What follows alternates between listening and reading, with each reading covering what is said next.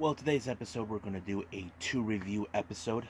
We got New Japan Pro Wrestling with Hyper Battle, with, of course, all the championships except for the six-man Never Open Weight Championship on and the United States title on the line. But however, there's a lot of things that took place in this particular event. You'll be surprised that you will be like, what the hell? Whoa, that sort of thing.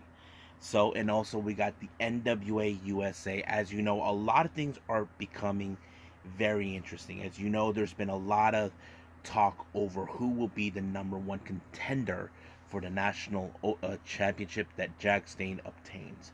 So, let's get ready for another episode of Deleted Wrestle Zone.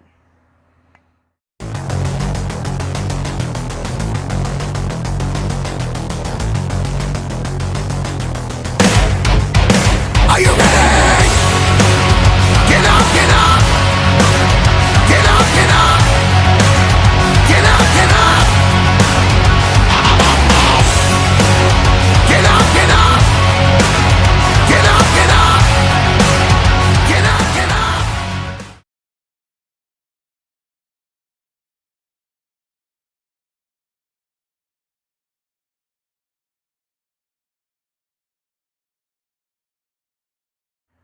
Welcome everybody to Deleted Wrestle Zone. All things that it's pro wrestling with AEW, NXT, New Japan Pro Wrestling, Impact Wrestling, the National Wrestling Alliance, various promotions, wrestlers, matches, and championships.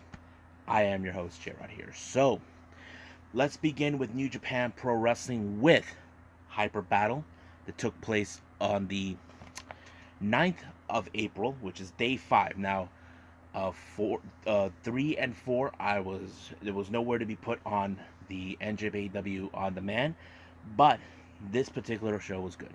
Opening matches, once again, the feud between the Bullet Club and the Guerrilla Destiny rages on.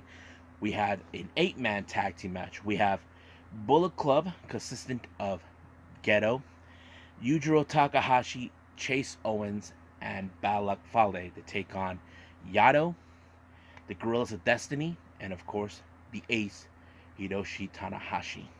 Now, as you know, in recent times, ever since the Great Betrayal, Bullet Club has always been a step ahead of everyone. Basically, with the God, trying to prove how dominant they are. They have always been using their tricks, their antics to ensure the victory. But however, that was not the case on this particular match. It was Yano who picked up the victory when he put his former friend of 33 years in the crossface and forcing him to tap out. And because of this victory, Tanahashi did something very amazing. He gave all three men, Yano, Tamatanga, Tangaloa, the mark of the lion, the t-shirts with it. And basically Tama was happy, so was Tangaloa, and of course Yano. Now, if you guys notice, even in the backstage comments, Tonga talked about how he felt for 6 years. I have tormented this man. I beat the crap out of Tanahashi, but he decides, I'm going to put that to the side and accept you who you are now to become better than you ever were. And Tonga felt grateful that no matter what the things he's done in the past, he's willing to put that to rest and move on with the forward. And of course, Tonga, who's grateful that now he finally found a home. And of course, Tanahashi says that now New Japan is new home, that they're going to get ready for upcoming battles. But however, Tama has some unfinished business to attend to. Next match, we got the United Empire, Aaron Hanare, and of course, Will Ospreay to take on LIJ's Shingo Takagi and Tetsuya Naito. Now, keep in mind, these two teams really hate each other. They've been bumpy heads. However, as you know, Will Ospreay, who's been still being on a temper tantrum for months, knowing that it felt that it was BS that he had to relinquish his title, that he should have been at the top. But however, he had to contend with this match. But Hanare paid the price when he was put on Made in Japan by Shingo, allowing himself to win the match, which displeased Will Ospreay. He cannot believe that the United Empire, who are supposed to be the dominant force, lost. Now, our next match is a championship match, the first of many. We have the IWGP Junior Heavyweight Tag Team titles on the line. We have Bullet Club's cutest tag team, El Fantasmo and Taiji Shimori, versus 6 or 9, Master Wato and Ryusuke Taguchi. Now keep in mind, El Fantasma no Shimori has been trying to chase these titles for a while. This dates back all the way since Wrestle Kingdom. However, this is a little differently. Now that's a 2-on-2 match, which is something they wanted. This one they could have won it, but instead, was El Fantasmo paid the price when Taguchi pulled down his pants and put his ass on his face, allowing himself to win. Now, probably you could say that's really messed up, disgusting, but that's how Taguchi is. He always finds ways to win, and I don't think this is how El Fantasmo wanted it, but it did. Now, our next match is a very interesting one. This one is for the King of Pro Wrestling Championship between Tai Chi and, of course, the person who has won many experience on this match, Toru Yano. Now, this was more of a sumo type style match, but the ring ropes had to be removed. The only to win if you toss the person over the ring. Now, basically, in this particular match, you know how Yano is. He will do whatever it takes to maintain his championship. But Tai Chi was determined to get to that far. But luckily for him, he was able to toss Toru Yano and win the trophy himself, becoming the new KOPW champion. Now, before we jump into our next title match, we had a surprise visit from Sonata. Now, if you guys remember, Sonata is out of action due to the broken orbital bone that he suffered in the hands of Will Ospreay. Apparently, because of this injury, as you know, New Japan has a rule: if you cannot defend your title within the 6 months while you're injured, you have no other choice but to relinquish your title. So Sonata was willing to do that, but however, he was willing to pass the title to the one person that he defeated the last time, and that is, of course, the ace, Tanahashi. But however, he was interrupted by none other than the Commonwealth Kingpin, Will Ospreay. Now keep in mind, he thinks this whole thing is a load of crap because of what happened to him when he was told he had to relinquish his title. But instead, he wanted Sonata to hand over that title to him. But however, Tanahashi shows up, decided that he has a solution. Even though Will Ospreay did not want that, but Tanahashi came up with the idea. How about he and Ospreay face for that title, which, of course, many fans would want. So basically, we're going to see the IWGP United States Heavyweight Championship on the line sooner than we think. Now, let's get to our next match for the Never Openweight Championship. This is between two former teammates and friends, Hiromu Takahashi of LIJ versus the House of Torture's Evil, along with the spoiler Dick Togo. Now, this match was unbelievably good because, as you know, nobody from LIJ even showed up to help Hiromu, but he was everything that he wanted to be, to show how tough he can be, how he can take the brutality from Evil. Even if Dick Togo was there, however, he pulled off amazing moves, trying to kick out of everything, but in the end, it was Evil with Everything is Evil that applied, and he picked up the victory in that fashion, allowing himself to win the match. But however, during the post-match, Tamatanga showed up, and of course, Yujiro showed up, and then later Tangaloa. It appears that Tamatanga has some unfinished business with Evil. Now, you're probably asking yourself, wouldn't he be going after Jay White? True, but there's a reason. Last year, Tama sort of made a deal with Evil. Now, it's still unclear what kind of deal, but looks like Tama hasn't forgotten. But this time, I believe he is the first of many that Ospreay Tamatanga is going to go after. Basically, I believe the way I see it, he's going to come after every member of Bullet Club one by one, starting with Evil. Now, our next match is the IWGP Heavyweight Tag Team Championship between the United Empire, the Great Khan and Jeff Cobb versus Bishamon, Yoshihashi, and Hiromu. Now, keep in mind, last year, Khan and Cobb were the fan favorite to win, but this time they did not make it, and also the same thing in 2020. But this was a very interesting match, as you know. Uh, Recently, there's been a lot of things that have been going on. As you know, they have been one of the most dominant force, and I know many fans would have probably wanted to see Khan and Cobb win it, but unfortunately, Cobb pulled up the Tour of the Islands on Yoshihashi, allowing himself to win the match. However, in the post-match comments in the back, they were confronted by Bullet Club's Chase Owens and Balak Fale. So basically, they're gonna take take any challengers, but however, at this moment, they'll be coming here to the States to participate in Windy City Riot. So we'll see who will be the next challengers. Now, our next match is for the IWGP Junior Heavyweight Championship. We have Sho versus El Desperado. Now, keep in mind, for a while, ever since the New Japan Cup, Sho has attacked El Desperado. Basically, wanted a shot at title. Instead of saying the words, he just attacks him. But it hasn't happened.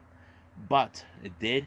But you know for a fact the Sho would use whatever antics to win the match. He kind of almost did. He even low blowed him when the referee didn't see it. But luckily for him, the Desperado was able to fight back, and of course, put him in. And then later he got him with the Pinche Loco, allowing himself to pick up the victory and retain the title. But however, post match he was greeted by none other than Bullet Club's Taiji Shimori. Now, Desperado, remember the last time these two faced off each other, Ishimori was the champion and he was a challenger. But now it's the roles are reversed. However, the lights turned off and a mysterious person arrived out of nowhere, and it was, of course, Francesco Akira. Now, if you guys never seen him, Francesco Akira, he's an Italian wrestler who has wrestled with All Japan Pro Wrestling. But apparently, it's just been revealed that Francesco Akira is now the new member of the United Empire. So what is his deal? Simple. Ospreay believes that since the junior heavyweight division, since he left from junior heavyweight to heavyweight division, it's a total mess that he wants to clean it up, to cleanse it, to become better, starting with, of course. But Akira did stated that he will be seeing these men at the Best of the Super Juniors. As you know, the Best of Super Juniors is back to its regular scheduled timing, which is in May. So I'm excited for that as well. Now, our main event, well, before the main event, we just had a surprise visit with Katsuyori Shibata making his way to commentary. As you know, this is an important match. He's friends with he has trained with face Okada many times. Same thing with Zack Sabre Jr., but you know how this match is going to be. So right now we got the IWGP World Heavyweight Championship between Zack Sabre Jr. and Okada. Now, this match was amazing.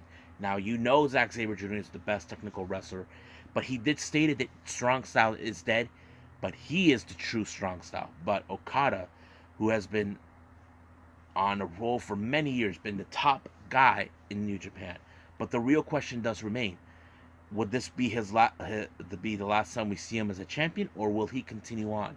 But luckily, he was able to pull up the victory when he put, when he has him on the stump and stomped on him on the. I'm like, wow. So it allowed him to retain the title. But however, in the post match, he called out his next opponent, and this was not the opponent that I didn't think it was going to happen. He called out Naito. Now, keep in mind, Naito has a win over him during the New Japan Cup because he was the one who eliminated him. So this is more like a draw.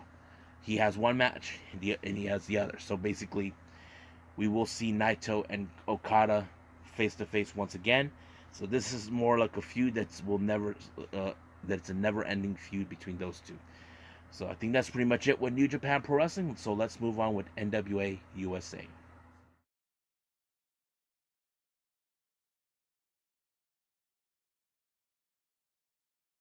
Our final review for this particular episode, we have the National Wrestling Alliance, NWA USA. It opened up with an interview with Mae Valentine talking with Jack Stane's attorney, Chris Silvio, Esquire. Apparently, Silvio has a bit of an issue that is part of the main event. Apparently, the main event is going to be the Fixers, Jay Bradley and Wrecking Ball Legursky, to take on Marshe Rocket and the Mystery Partner. Now, the reason this has happened, last time Jay Bradley and Marshe Rocket confronted each other a couple weeks ago, about a week or two ago, where there was supposed to be a number one contender for the NWA National Champion. However, Black G's got disqualified. Bradley lost his temper. So basically, it was more like both of them were disqualified. However, Black G's had a better idea to solve this matter. The idea is whoever wins this tag match will get a legitimate shot against Jack Stane for the title. So that's our main event that we're going to expect. Now, Kyle Davis did an interview with none other than Colby Corino. Now, keep in mind, Corino considered himself as the Enigma, believing that he is the best wrestler ever. However, he feels that, Homicide's time is done, that he is the next junior heavyweight champion. But right now, he had to contend against his opponent, which is, of course, the 72-year veteran, Mike Jackson. Now, this was a pretty good match. I was enjoying it. I think Velvet Sky was like, I don't know if I like this because he's like my grandpa, but he was surprised how he's able to pull it off. But unfortunately, Colby Corino had something in his trunks. I believe it's like brass knuckles, knocked out Mike Jackson to win the match. So basically, this is how he's going to play his dirty tricks. Now, our next match we have is Sauro taking on Ariya Daivari. Now, this match was pretty good. However, Ariya Daivari used his magic carpet in order to win, and that's what he did. He used the magic carpet, and then it was over from there. But however, in the post-match comments, he had some things to say over Nick Aldis. Basically, Nick Aldis has talked about his brother, but not directly. He talked to basically Nick Aldis and Sean Daivari are good friends. But Ariya felt like, what the hell, you're talking about me and you don't even have the guts to talk to me. So basically, he wants the pick up bone fight with him. But if I was Ariya Daivari, I would be more careful when it comes to Nick Aldis.